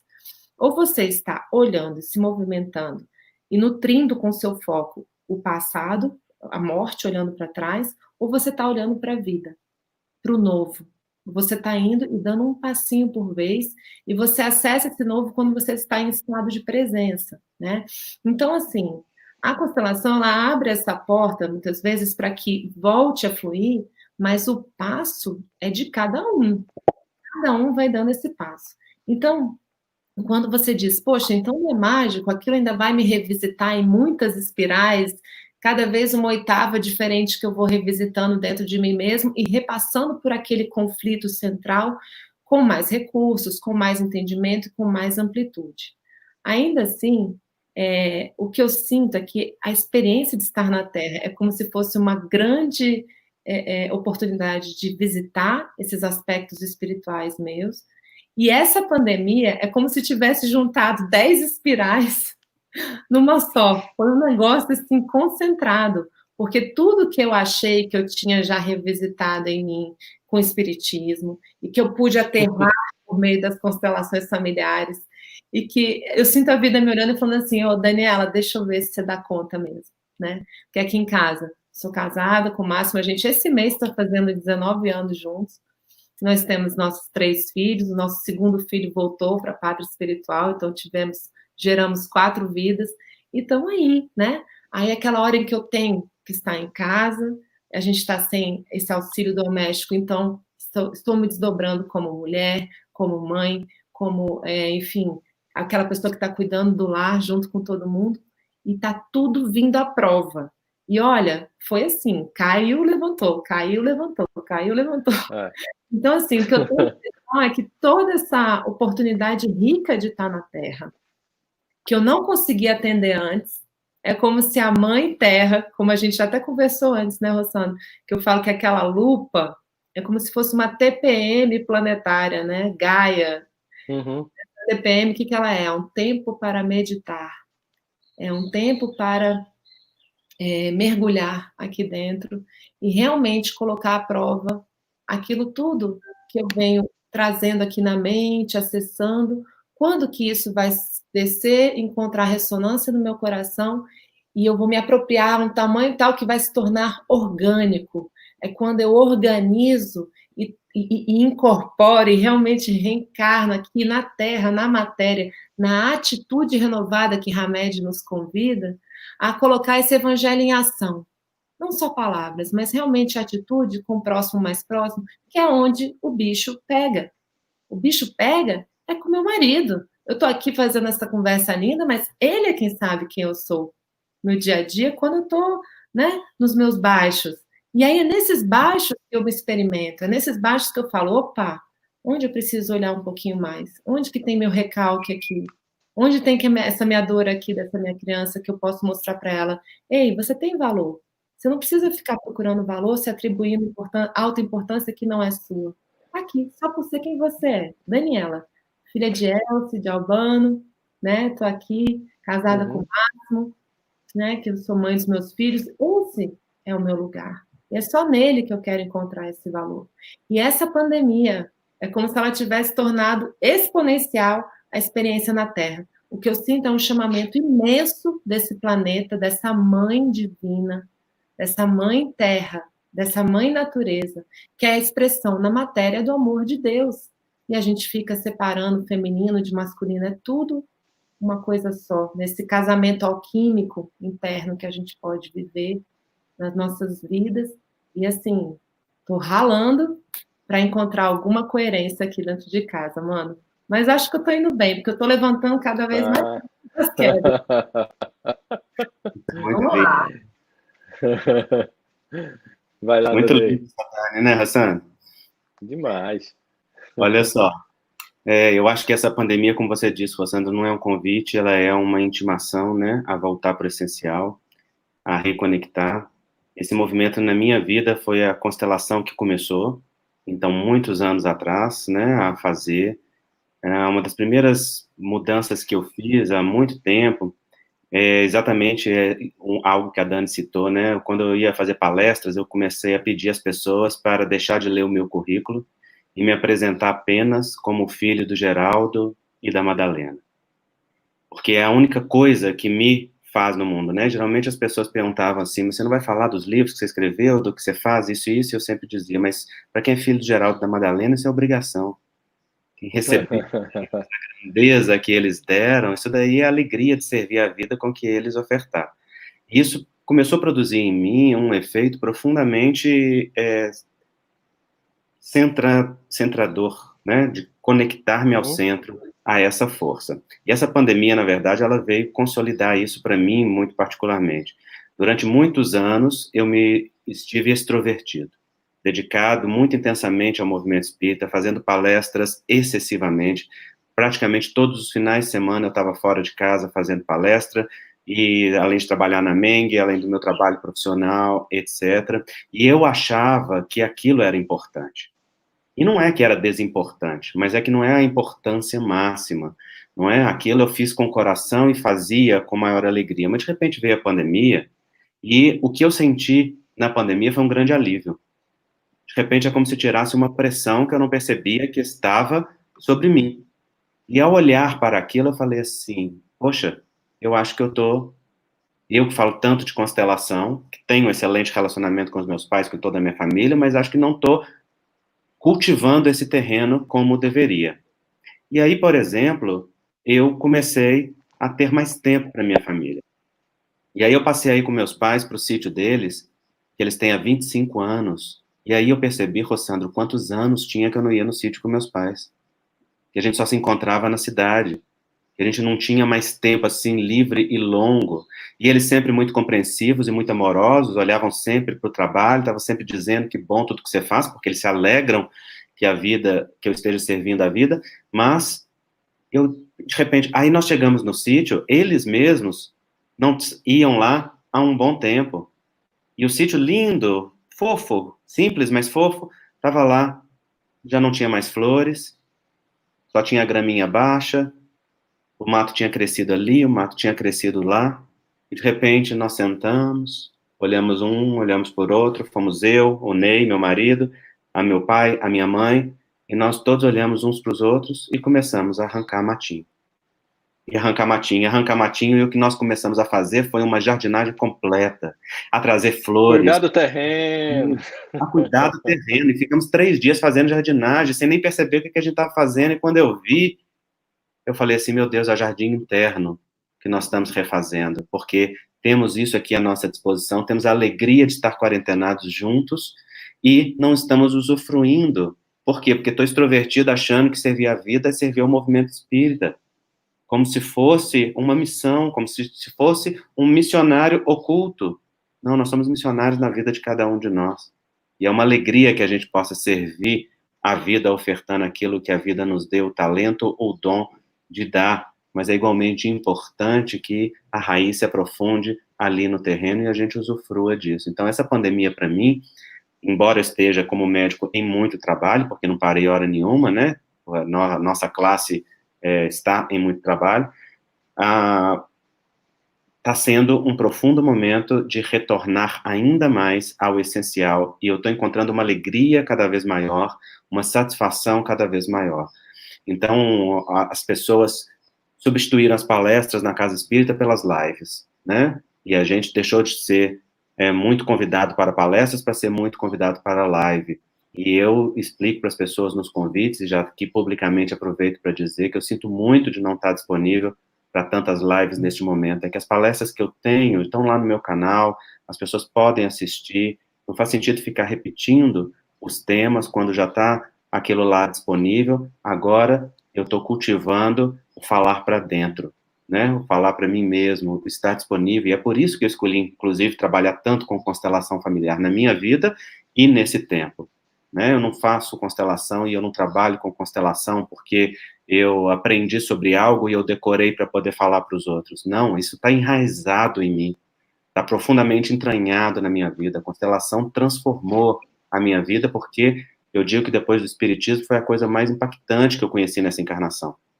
Desobstaculizou o fluxo. Quando eu fui fazer o treinamento, eu achava que não tinha fluxo obstaculizado. Mas é que quando o filete está aberto da torneira, você não percebe o que é a força da torneira toda aberta jorrando em borbotão. Então, como tudo fluía, eu achava que não tinha obstáculo. e aí, de repente, eu percebi obstáculo na vida afetiva, porque então tinha um relacionamento maravilhoso, mas a gente não caminhava para o passo seguinte. Percebi que tinha vida profissional, mas estava lá morrendo de medo de sair de um emprego e ir para outro, com medo da escassez, portanto, vivendo menos.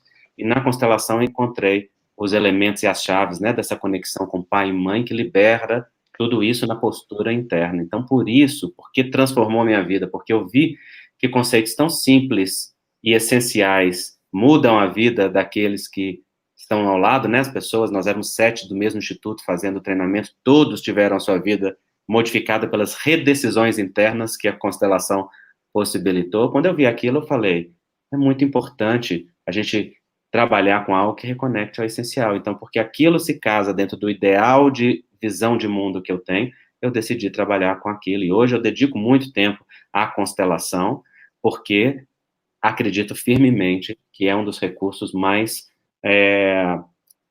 possibilitadores de transformação que as pessoas podem ter hoje em dia. Não disputa com nenhuma outra técnica, não disputa com nenhuma outra possibilidade, mas sem dúvida ajuda a fazer um mergulho profundo no essencial, com uma objetividade e com uma clareza muito profunda. Então, para mim, esse tempo de pandemia está sendo o tempo dessa conexão com o essencial, de voltar para o meu terreno e cultivar o jardim, de usufruir da alegria do convívio daqueles que eu amo, de trabalhar muito por aqueles que estão sofrendo nessa pandemia, de trabalhar muito com a constelação, e, enfim, acho que se nós todos ouvirmos essa intimação da vida, cada um na sua área, cada um do seu jeito, e permitirmos que o movimento de reconexão com o essencial se faça em nós, nós vamos sair desse momento, na verdade nem é sair, nós vamos seguir este momento, porque ele é uma continuidade de algo, né, muito mais ampliados, muito mais conectados ao nosso poder pessoal e àquilo que verdadeiramente produz transformação no mundo. Mano, eu só peço rapidinho para complementar uma coisa que o Andrei falou.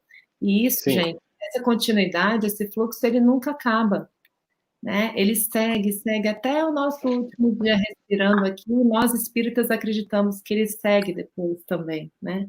O Bert, esse é o último livro que ele lançou. Quero muito mostrar para vocês. Isso está disponível no Brasil. Chama Meu Trabalho, Minha Vida. Ele conta nesse livro aqui que aos 92 anos, ele faleceu com 93, ele ainda estava tomando a mãe um pouquinho mais. Ele ainda precisou fazer um movimento, um último movimento com o auxílio da Sophie Henninger, sua esposa, que desenvolveu as constelações e que continua trabalhando com isso aqui no Brasil, pela Henninger Schule, que eu também sou funcionária deles, trabalho como relações públicas da Henninger Schule aqui no Brasil. E ele disse que até os 92 anos ele ainda estava aprendendo, né, a tomar a mãe. Então, gente, é isso. O sagrado e o divino estão expressos neste tomar, que é ativo. Muitas vezes as pessoas usam o verbo falando, eu recebo a vida. Não. O que o Bert descobriu que foi uma grande chave é que eu tomo a vida. É como o mesmo movimento de sugar o seio da mãe, né? Quando você está na amamentação, você tem que fazer uma força para você poder tomar a vida. Então, você toma, você vai em busca de se apropriar daquilo que é você, do seu lugar no mundo. Né? E aí você vai encontrando a pecinha nesse quebra-cabeças da existência, e que Jesus nos disse, né, das minhas ovelhas, nenhuma se perderá. É como quem diz, todas têm lugar, todas têm importância, todas embelezam e tornam esse jardim da diversidade com cada uma dessas singularidades que nós somos. Gente, pode ser uma família com 20 filhos, cada um é de um jeito, né? São 20 singularidades ali perfeitamente expressas, expressando a grandeza do espiritual aqui na Terra, e que a gente possa, ao invés de se sentir ameaçado pelo diferente, pelo diverso, a gente se sentir enriquecido nesse jardim da diversidade. E quanto mais eu me imbuir de brilhar minha luz, de encontrar a minha voz, o meu lugar, nenhum outro mais, só o meu, aí eu entro nessa senda de expressar esse poder interno, né, de um jeito humilde, porque eu estou ocupando meu espaço, aí eu vou realmente somar nesse todo, e vou me sentir enriquecida pelo outro, ao invés de me sentir ameaçada, né, nessa diversidade. Então, assim, eu só queria dizer isso, que continua, né, o Bert fez isso até o fim, eu quero muito agradecer, meu mestre, nosso professor, né, isso aqui é a Sophie Hellinger também, que vem fazendo a continuação do trabalho dele aqui, por meio da Hellinger Schule.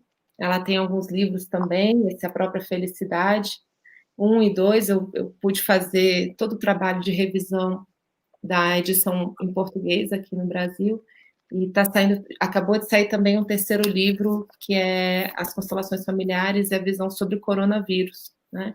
Então tem muita coisa linda acontecendo por aí, e eu quero agradecer a oportunidade que você deu para a gente hoje aqui, Que Sandro. é isso, uma alegria. Amigo, se você me permite, eu acho que a gente já deve estar caminhando aí para o encerramento. Na hora de encerrar, eu gostaria de ler um texto de Emmanuel, se você me permite. Claro, você termina com o texto, Emmanuel. Tá bom. Eu quero reforçar algumas coisas que eu acho muito importantes, porque, sim, de fato, o Andrei falou uma coisa que a gente está no movimento de ressignificar muita coisa, sabe? Porque eu estava vendo especialistas falando sobre tecnologia, dizendo que nos últimos 4 meses a gente aprendeu, em termos de domínio de tecnologia, o equivalente a 5 anos, né? E eu diria que isso também vale para as emoções. A gente está fazendo uma espécie de supletivo emocional dentro de casa. Quem já vinha fazendo esse movimento, por exemplo, já tinha feito uma escolha de diminuir e desacelerar, e a vida deu uma freada brusca, né? E é claro que para mim, para tu que é hiperativo, nos primeiros dias a gente fica assim, eu cheguei em casa, mas eu continuei 2 dias como se ainda estivesse viajando 22 dias por mês, depois eu parei. Estava fazendo 3 lives por dia também, Andrei, 3, 4 lives, aí eu disse assim, eu não estou ouvindo o recado da vida. Eu não estou aceitando essa intimação, e eu não posso recusar. Aí eu dei um... né? E eu fiz exatamente isso. E o primeiro movimento que eu fiz foi exatamente fazer esse evento todo domingo de manhã. Aí toda vez que eu recebo um convite para live de alguma instituição, que eu sei que é com muito carinho que as pessoas fazem isso, e eu recebo muito carinhosamente cada convite, eu digo, ó, eu estou fazendo, em troca desses pedidos todos, uma live domingo de manhã, para que todas as pessoas possam estar juntas, porque de fato a gente não tem como atender, são diversas instituições, inclusive Jussara Kronigold, que estava agora comentando aí, que é a presidente do Conselho Espírita Internacional, lá de Nova York, e preside hoje o Conselho Espírita Internacional, já fez uma live aqui de manhã com a gente, maravilhosa, falando sobre a experiência do movimento espírita lá nos Estados Unidos, sabe como é isso, assim, ou seja, é uma forma da gente entregar no grosso, né? Tem o varejo e o atacado. A gente aqui entrega no atacado, porque o varejo da casa é muito importante. Eu não tenho como entregar no atacado se eu não estou no varejo, se eu não estou aqui diariamente me observando. Eu consegui perceber coisas em mim que eu acho que levaria muito tempo para conseguir enxergar, porque era preciso tempo, silêncio e observação. Bem do ponto de vista filosófico, como a aula, a filosofia, depois a observação da natureza e trabalho corporal. Ou seja, esse movimento, ele começou a vir para a vida, e hoje eu tenho dito às pessoas, eu não vou me permitir mais sequestrar pela exterioridade. Mesmo que amanhã voltasse tudo ao normal, vacinou, imunizou o mundo todo, vamos voltar para o oba-oba. Não, porque o que eu descobri dentro de casa, eu não consigo ter lá fora.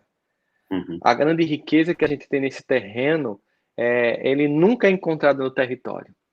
O território ele apenas complementa, mas se o território deixar de existir, você continua no terreno. Mas você não consegue viver no território se você perder o seu terreno. Né? Exatamente, que adianta ganhar o mundo se perderes tua alma. A nossa alma é esse território, essa família, esse lugar, essa raiz, essa importância, essas pessoas que de fato sabem quem nós somos, como o Daniel estava dizendo sobre Máximo. Né? Ney sabe quem é André, Janine sabe quem é Rossandro. Eles comem vários quilos de sal com a gente. Eles não casaram com o personagem, eles casaram com a pessoa real. Antes do personagem surgir, né, foi um relacionamento das almas que estão juntas apesar, e não só se, né? Apesar das nossas sombras, né, que Daniela coloca também no livro dela, apesar desses aspectos todos de nós, acho muito importante. Queria mais uma vez somente fazer menções ao livro da Dani aqui, ó, gente. Abraça a Sombra, para vocês comprarem, tá na Amazon também. Super fantástico livro, muito, muito, assim, para você aprender muito, a olhar para você com muito respeito e muito carinho. Esses 2 livros de Andrei são fantásticos também, Atitudes, né, e o Reconciliação é muito importante, assim. Se você juntar esse aqui com esse aqui, ó, abraça a sombra, você se reconcilia e você finalmente aprende a passar pelos desertos da vida. Gostaram, menino, Muito bom, muito bom. E antes de passar para André de fazer a última mensagem do Emmanuel para a gente fechar com chave de ouro, agradecendo essa audiência fantástica que vocês estão nos dando nessa manhã de domingo aqui acompanhando com a gente. Agradecer mais uma vez a Rádio Espírita de São Borja, nossos amigos lá que estão hora dessa tomando chimarrão e nos escutando, a Rede Amigo Espírita, a Rádio Amigo Espírita, a Rádio Amigo Espiritual, a FEB TV e a TV7, que é a quem nos recebe. Tem gente que me pergunta, já pedi os meninos fazer um vídeo institucional explicando o que é TV7, né, que tem a ver com... uma instituição espírita, né, fantástica, que tem um trabalho muito grande. Acho que a TV7 ela foi pensada para existir justamente nesse momento. Ela está dando suporte a muitos eventos. Agradecer a todas as pessoas, agradecer a Dani, que aceitou esse convite, foi uma manhã maravilhosa, a meu amigo Andrei, né? Essa forma altamente didática que vocês têm de explicar, essa experiência como espíritas e como consteladores, tão rica para poder tirar essas dúvidas e mostrar a grandeza desses dois movimentos na vida de vocês. Então, que também as pessoas possam sentir isso. Meu amigo, fica à vontade para você fazer essa leitura, a guisa, como as pessoas gostam de dizer naquele português bem bonito, né? A guisa de prece. Maravilhoso. Primeiro, muito obrigado, Dani, querida, Rossandro, querido. Obrigado pela dedicação de vocês, pelo amor. Rossandro é exemplar nisso, né? Essa dedicação carinhosa ao movimento espírita nesse tempo de pandemia também, nessas lives. A Dani, essa sensibilidade e esse amor colocado a serviço da vida. É uma alegria estar aqui com vocês e a gente poder falar, viu? Essa live foi uma das que mais me alegrou fazer. Coisa boa. Viu, Rossandro? Obrigado pela sua ideia, pelo seu convite, porque acho que foi realmente algo útil para as pessoas e útil também para o nosso coração ter a oportunidade de falar sobre Sim. isso e publicamente a gente fazer essas analogias. Só completando aí a respeito dos livros, eu queria mostrar para vocês o Amor a Dois, que é sobre relacionamento de casal na visão da constelação familiar e na visão espírita. Foi o que eu lancei antes do Atitude, entre o Reconciliação e o Atitude. Todos os meus livros vocês encontram na candeia.com, além de encontrar na Amazon, tá bom? Então, eu gostaria de encerrar com um texto de Emmanuel, que vai funcionar para nós como prece a respeito da mãe. A mãe é a figura mais fundamental nas nossas vidas, e é a relação mais importante que nós temos, é o nosso primeiro e maior amor, e entregar ao amor de mãe, sentir o amor de mãe em qualquer circunstância, é muito estruturante e muito libertador. É importante dizer que nas tábuas da lei dadas a Moisés, honrarás pai e mãe é o único mandamento que vem como promessa. E diz o texto bíblico, honrarás pai e mãe para que tenhais longo tempo na terra que o Senhor vosso Deus vos dará. A terra é a Canaã, a esperada terra da promissão que os hebreus buscavam depois do cativeiro do Egito, quando saíam do jugo da dominação externa para encontrar a verdadeira liberdade interior de ser e existir no mundo, como grupo, como indivíduos, como sociedade, como individualidades. Nessa terra da promissão mana o leite e o mel, o maná dos céus. É a terra da fertilidade, é a terra da vida, é a terra do fluxo da existência que segue adiante. Honrar pai e mãe, portanto, não é uma opção, é um dever, é um caminho natural que nos abre as portas da abundância, que nos conecta ao fluxo de vida que, a partir deles, nos atravessa para seguir adiante na direção daqueles que virão depois. E nesse fluxo honrado e ordenado do amor, a vida segue adiante. Portanto, reconciliar com mãe, olhar para o amor de mãe e reconectar ao amor de mãe é o grande movimento fundamental. Então, eu vou ler para vocês um texto de Emmanuel que me toca muito, e eu convido a você que nos ouve, que talvez você possa olhar para isso como uma oportunidade de fechar os seus olhos e dentro do seu coração você olhar para a sua mamãe. Talvez vê-la diante de você e ter a oportunidade neste momento de experienciar isso com todos os sentidos, muito mais do que com os ouvidos. Texto Mãe, de Emmanuel, psicografia de Chico Xavier. Honrarás pai e mãe, a lei determina. Não te esqueças, porém, de que 9 meses antes que os outros te vissem a face, a tua presença na terra era o segredo da vida entre o devotamento materno e o mundo espiritual. Na juventude ou na madureza, lembrar-te-ás da mulher frágil que, sendo moça, envelheceu de repente, para que desabrochássemos à luz. E trazendo o ideal da felicidade como sendo uma taça transbordante de sonhos, preferiu trocá-lo por lágrimas de sofrimento, para que tivesses segurança no berço. Agradecerás a todos os benfeitores do caminho, mas particularmente a ela, que transfigurou em força a própria fraqueza, a fim de preservar-te. Quando o mundo te aclame a cultura ou o poder, o renome ou a fortuna, recorda aquela que não apenas te assegurou o equilíbrio, ensinando-te a caminhar, mas também atravessou longos meses de vigília, esperando que viesses a pronunciar as palavras primeiras, para melhor escravizar-se à execução dos teus desejos. Muitos disseram que ela estava em delírio cega de amor, que nada via senão a ti. Entretanto, compreenderás que ela precisava de uma ternura assim sobre-humana, de modo a esquecer-se e suportar-te as necessidades, até que lhe pudesses dispensar de todo o carinho. Se motivos humanos a distanciam hoje de ti, que isso aconteça tão só na superfície da circunstância, nunca nos domínios da alma, porque através dos fios ocultos do pensamento, sentir-lhe-ás os braços, sustentando-te as esperanças e abençoando-te as horas. Nunca ferirás tua mãe. Ainda quando o discernimento te coloque em posição diversa em matéria de opinião, porque ela se tenha habituado à interpretação diferente do mundo. Não lhe dilaceres a confiança, com apontamentos intempestivos e espera. Com paciência, que o tempo lhe descortine novos horizontes relativamente à verdade. Honrarás pai e mãe, a lei determina. Não te esquecerás, porém, de que se teu pai é o companheiro generoso que te descerrou o caminho para a romagem terrestre, tua mãe é o gênio tutelar que te acompanha os passos em toda a vida, a iluminar-te o coração por dentro, com a bondade e a perseverança da luz de uma estrela. Emmanuel.